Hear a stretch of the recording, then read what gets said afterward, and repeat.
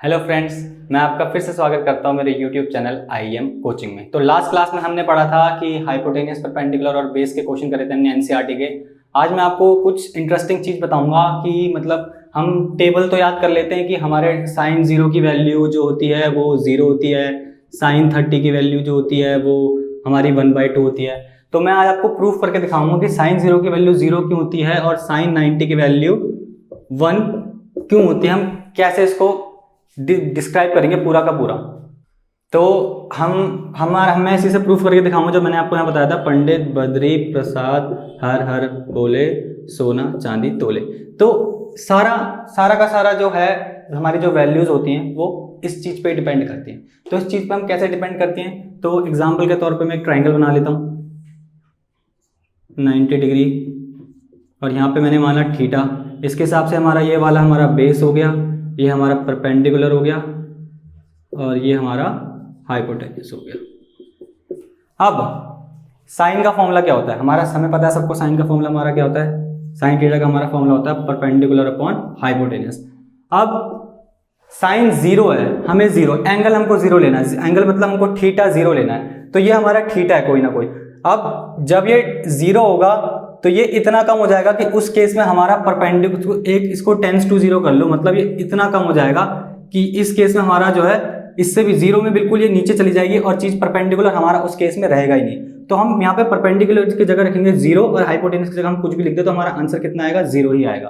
तो ये इसका प्रूफ है कि साइन 0 डिग्री 0 कैसे होता है, ये इस चीज का प्रूफ है। अब बात करते हैं हम साइन 90 की।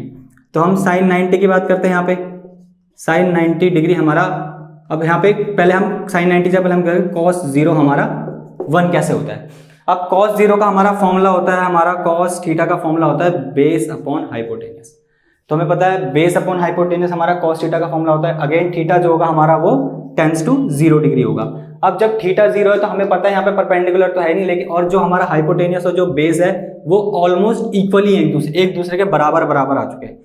तो ये हमारा हो गया, इसको हम b बाई बी भी लिख सकते हैं क्योंकि दोनों सेम है, तो इससे कैंसिल हो गए। तो यहाँ पे हमारा cos 0 डिग्री की वैल्यू कितनी आ गई, 1 आ गई। तो ऐसे हमारा हम cos 0 का हम 1 इसलिए लिखते हैं क्योंकि हम इसकी रेशियो और हमारे जितने भी ट्रिग्नोमेट्रिक टेबल्स होती हैं, जितनी भी टेबल होती हैं वो सारी सबकी वैल्यू जो 1/√3 होती है, 1/1 होती है, 1/2 होती है, ये जितनी भी होती है ये कुछ नहीं होता, ये हमारा इनके साइड्स का रेशियोज होता है कि इनके साइड। आप इसको एक घर में एग्जांपल भी कर सकते हो, आप कितने भी सेंटीमीटर की लाइन बना लो। फॉर एग्जांपल मैंने 6 सेंटीमीटर की लाइन बनाई, फिर आप यहाँ पे इस वाले पे आप इजी सबसे इजी है 45 डिग्री बना लो, तो यहाँ पे मैंने 45 डिग्री बनाया। फिर आप इस पे यहाँ पे 90 डिग्री बनाओगे तो आप देखोगे कि यहाँ पे भी 6 सेंटीमीटर ही आएगा। और अगर मैं tan थीटा निकालने जाऊंगा तो मैं tan अगर 45 निकालने जाऊंगा तो मेरा होता है परपेंडिकुलर बाय बेस, तो 6/6। तो यहाँ से आप इसको प्रूफ कर सकते हो। तो ये कुछ नहीं होता, ये इनकी रेशियोज ही होती हैं, उसी की हमको वैल्यूज गिवन दे रखी होती हैं बिटवीन 0 डिग्री से लेके 90 डिग्रीज में। तो हम जो है ट्रिग्नोमेट्री बिटवीन 0 डिग्री से लेके 360 डिग्री तक पढ़ते हैं, पर अभी हमारा 10th में कितना है, 0 डिग्री से लेके 90 डिग्री तक। अभी आप इसमें आगे ये भी पढ़ोगे कि रेडियन में कैसे लेते हैं एंगल्स को, लेकिन अभी हमें सिर्फ इस चीज़ पे फोकस करना है। लेकिन हमारी जो कंप्लीट स्टडी होती है वो 0 से लेकर 360 के बीच में होती है। तो जो मैंने बताया साइन 90 की वैल्यू 1 क्या होती है, cos 0 की वैल्यू 1 क्यों होती है, तो आप इसको एक सिंपल और ग्राफ से कर सकते हैं। आप हमने कैसे लिया, एक x और y का ग्राफ ले लिया, y डैश x डैश, ये सबको ही पता होता है। अब यहाँ पे मैंने 1 1 1 एक वैल्यू लिया है और इस पर मैंने एक सर्कल बना दिया। अब मैंने यहाँ पे एक एंगल ले लिया है कोई अल्फा और ये 90 डिग्री, तो ये हमारा बेस हो गया, हमारा परपेंडिकुलर हो गया। अब इसी के थ्रू आप खुद देखना, जब आप अल्फा को चेंज करते रहोगे तो बेस और परपेंडिकुलर की वैल्यू क्या होगी, चेंज होगी। और 90 डिग्री पे वो कितना हो जाएगा, परपेंडिकुलर और हाइपोटेन्यूस सेम हो जाएगा जब ये यहाँ पे आएगा। तो वही sine 90 perpendicular upon hypotenuse same हो चुके हैं, तो ये p/p हो जाएगा, इसलिए इसकी वैल्यू 1 आती है। तो इसमें आप देख सकते हैं, हम काफ़ी बार आपने सुना भी होगा कि हम बोलते हैं साइन थीटा और कॉस थीटा की वैल्यू हमारी 0 से 1 के बीच में ही रहती है। तो वो इसलिए रहती है क्योंकि ये बार बार इसी बीच में घूमता है, कभी फिर ये पहले 0 जाता है, फिर ये 1 हो जाता है, इसी के अकॉर्डिंग हमारी सारी वैल्यूज निकलती है। तो ये ऐसा क्वेश्चन आएगा जिसमें हमें x की वैल्यू फाइंड करेंगे, x हमारा कोई एक्यूट एंगल है वो कितना हमें बताना होता है। तो बहुत सिंपल होता है, इसको यहाँ पे ले जाओ तो ये हो गया हमारा sin 3x इजिकल टू में √3/2, √3/2। अब हमें √3/2 चेक करना पड़ता है कि साइन ऐसा कौन सा एंगल होता है जिसमें हमारे साइन की वैल्यू √3/2 आती है। तो मुझे पता है sin 3x हमारी वैल्यू आती है sin 60 डिग्री पे। अब ये दोनों इक्वेट हो गए, हम इसको इक्वेट करेंगे तो यहाँ पे साइन से साइन कैंसिल हो जाएगा, मतलब रेशियो से रेशियो हट जाएगी। तो हमारी एंगल्स कितने आ गए, हमारा एंगल्स आ गए 3x इजिकल टू में 60 डिग्री, वही x इजिकल टू में 60 डिग्री अपॉन 3 और ये कितना हो गया 20 डिग्री। तो हमारे x की वैल्यू कितनी आ गई 20 डिग्री। सिंपल क्वेश्चन है।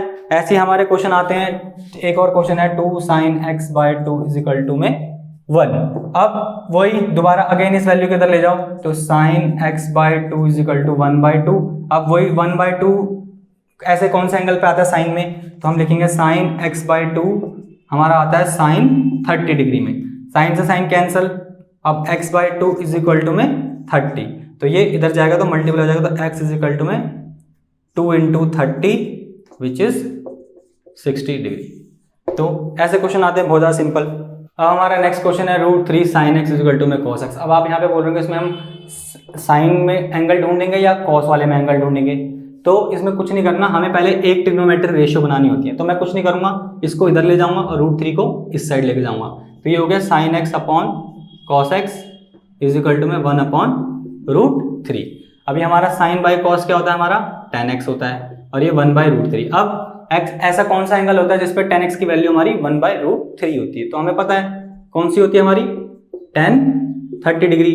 तो बस tan से tan कट गया, हमारा एंगल कितना आ गया 30 डिग्री। सिंपल। नेक्स्ट क्वेश्चन है हमारा sin a + b equal to में 1 और cos a - b equal to में 1। हमें a और b की वैल्यूज बतानी होती हैं, हमें ये चीज गिवन है तो हमें a और b की वैल्यू बतानी होती है। तो कुछ नहीं होती, पहले इसको लिख लो sin a + b equal to में 1। अब कौन से एंगल पे साइन की वैल्यू 1 होती है, हमें पता है 90 डिग्री पे होती है, तो हम यहाँ लिखेंगे sin 90 डिग्री। अब रेशियो से रेशियो हट गया, a + b कितना आ गया हमारा 90 डिग्री। इसको ले लो फर्स्ट इक्वेशन। अब cos वाली वैल्यू लिखो, cos a - b हमें दे रखा है 1, मुझे पता है cos 0 डिग्री पे हमारा 1 होता है, तो cos a - b equal to में cos 0 डिग्री। रेशियो से रेशियो बराबर है तो एंगल भी बराबर होंगे, तो हमारा a - b कितना हो गया 0 डिग्री। इसको हमें सेकंड, अब हम यहाँ लिखेंगे सॉल्विंग 1 और 2।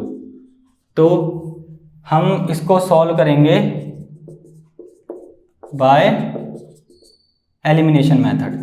तो एलिमिनेशन मेथड हमें दिख रहा है b का साइन अपोजिट है तो हमने इसको कैंसिल कर दिया, a + a हो गया हमारा 2a और इजिकल टू में 90 + 0 डिग्री हमारा 90 डिग्री हो गया। ये मल्टीप्लाई हो रहा है, उधर जाके क्या हो जाएगा डिवाइड हो जाएगा, तो a की वैल्यू हमारी कितनी आ गई 45। अब a की वैल्यू आप चाहे इसमें पुट कर दो चाहे इसमें पुट कर दो, किसी से भी अपना आंसर निकाल लो। तो a + b हमारा कितना है 90 डिग्री है, तो a हमारा 45 डिग्री है, तो हमारा b कितना हो जाएगा, ये इससे माइनस हो जाएगा, तो b हमारा हो गया 90 डिग्री - 45 डिग्री, इतना हो गया b हमारा 45 डिग्री।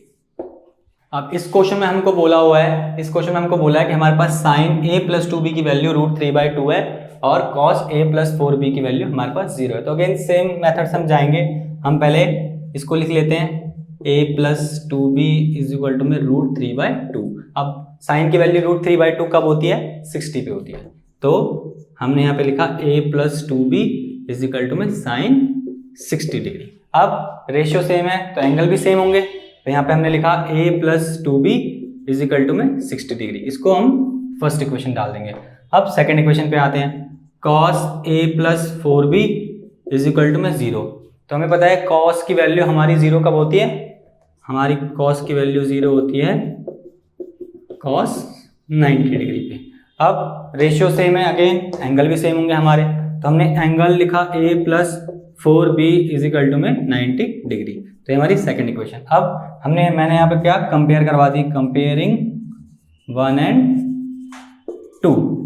तो 2 को कंपेयर कराया तो a + 2b इजिकल टू में 60 degree, a + 4b is equal to में 90 डिग्री। अब यहाँ पे अपोजिट साइन नहीं है तो हम यहाँ पे साइन चेंज करते हैं, तो यहाँ पे मैंने साइन चेंज करा तो मुझे पता है ए से ए कट गया, 2b माइनस 4b हमारा आया माइनस 2b, क्योंकि बड़े के आगे नेगेटिव का साइन है, और 60 माइनस 90 हो गया हमारा माइनस 30, अगेन बड़े के आगे माइनस का साइन है, माइनस से माइनस कैंसिल, b की वैल्यू कितनी आ गई हमारी, आ गई 15 डिग्री, तो b हमारा आ गया 15 डिग्री। दोबारा से मैं चाहे b की वैल्यू इसमें रख दूं, चाहे मैं इसमें रख दूं, मैं किसी से भी निकाल सकता हूं, तो मैं इसमें रख देता हूं, a plus 2b is equal to में 60 डिग्री, हमारा b है हमारा 15, तो a plus 2 into 15 is equal to में 60 डिग्री, तो ये हो गया a plus 30 is equal to में 60। अब ये इधर जाके माइनस हो जाएगा, तो मेरी a की वैल्यू आ गई 30 डिग्री, सिंपल। तो अगर आपको मेरी वीडियो पसंद आई हो तो वीडियो को लाइक करना, शेयर करना और सब्सक्राइब करना बिल्कुल ना भूलें।